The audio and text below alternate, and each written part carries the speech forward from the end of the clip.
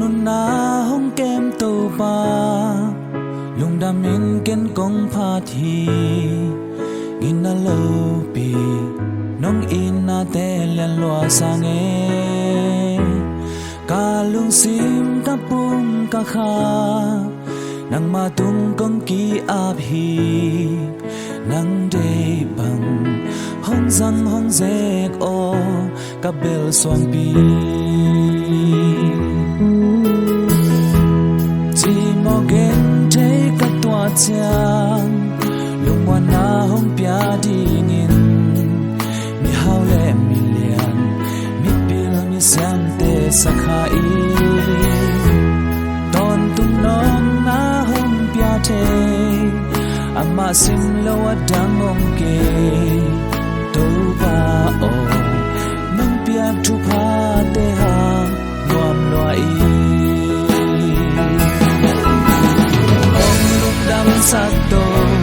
pa na mi kong pha ni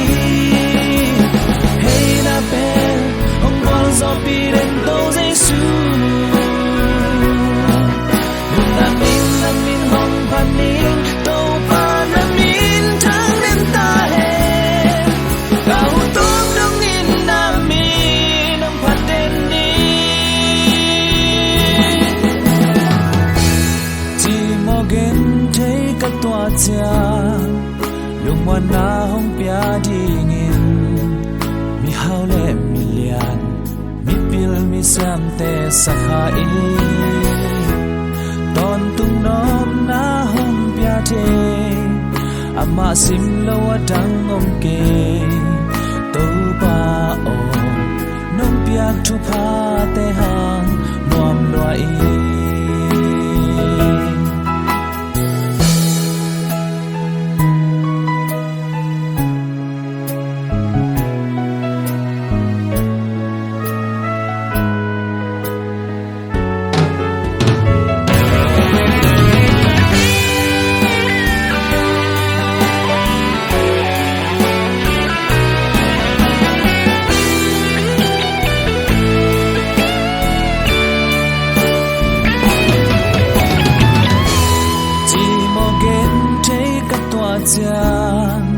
lung wa na hong pia ding in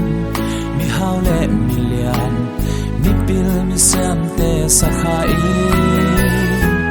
ton tung nom na hong pia te ama sim lo wa dang om ke to ba o nong pia thu pha te hang nuam lo i dam sa to pa na mi kong pha ni hey na pe ong wa zo pi den to jesu na min hong pha ni to pa na min chang den ta he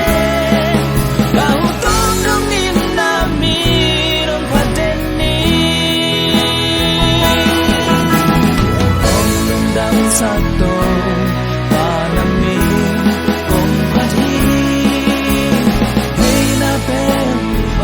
so pi en to jesu na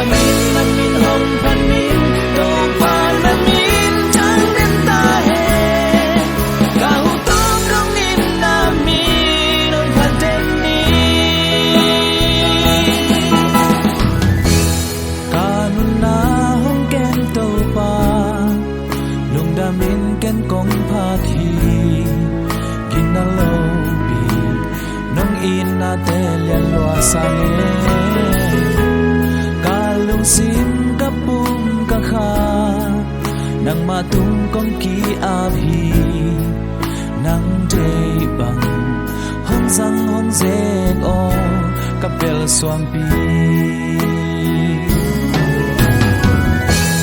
ka lung sim ka pum ka kha nang ma tung kong ki a hi nang de bang hong zang hong ze ko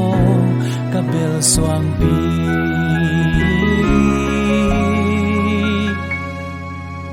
hong zang hong ze ko cả bel xóa pi